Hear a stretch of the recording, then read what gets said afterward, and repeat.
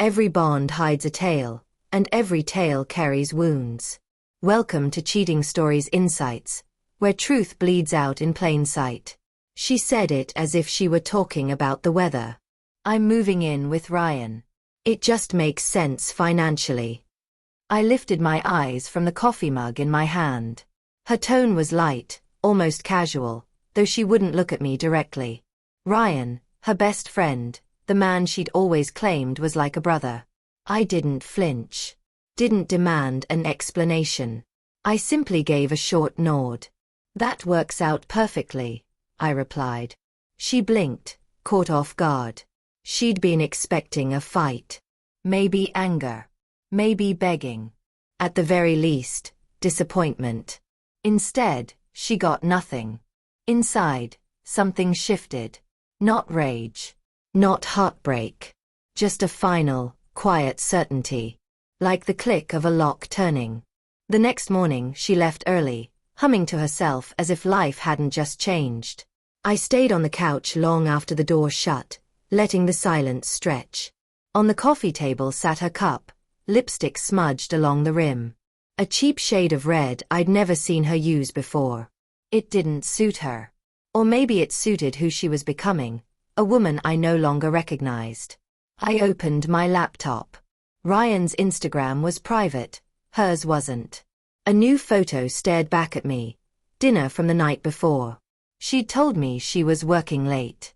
In the reflection of the wine glass, Ryan's grin was aimed squarely at her. I didn't bother saving it. Some images carve themselves into you without effort. I played my role. Sent her sweet messages. Asked about her day. Nodded as she complained about bills. About how Ryan was just being such a supportive friend. Each word she spoke was a test. Each excuse another brick in the wall she was building between us. And I let her. She thought she was being discreet. She wasn't. Her phone was suddenly locked, always turned face down on the table. That same red lipstick appeared every time she left for the gym. At night, she no longer reached for me. I started keeping quiet records. Screenshots of texts that didn't line up with her location tags.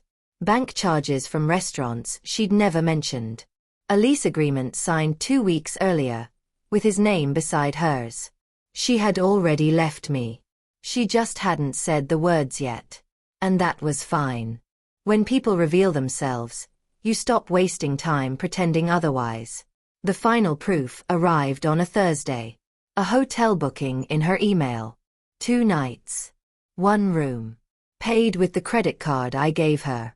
I stared at it for a long time, not angry, not surprised. Just finished. That evening, she came home glowing, hair damp from a shower she hadn't taken here. She kissed my cheek, asked what I wanted for dinner. I handed her my phone, the receipt pulled up on the screen. She froze. Her face drained of color. I lifted a hand. Don't. I already know. Her lips trembled. She started spilling excuses, apologies, anything that came to mind. I didn't listen. My decision had been made weeks ago. You're moving in with Ryan, I said flatly. Tears welled in her eyes as she nodded. For financial reasons, I repeated. That broke her. She sobbed, reaching for me, but I stepped away. I told you, I said softly. That works out perfectly. She looked confused.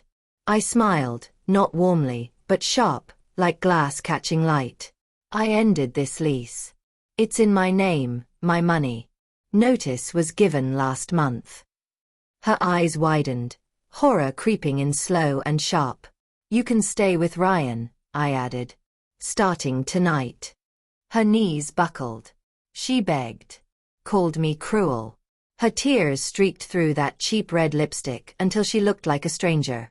I went to the closet, pulled out her suitcase, already packed, and set it by the door. She stared at it as though it were a coffin. At midnight, she left. No apology. No last words. Just the sound of wheels dragging across the pavement. I stood by the window, watching her silhouette vanish into the night, suitcase trailing like dead weight. I felt nothing. No victory. No sorrow. Only silence, the kind that follows after a storm. I locked the door, turned out the lights, and whispered into the dark. She wanted freedom. Now she has it. Then I went to bed and slept deeper than I had in years.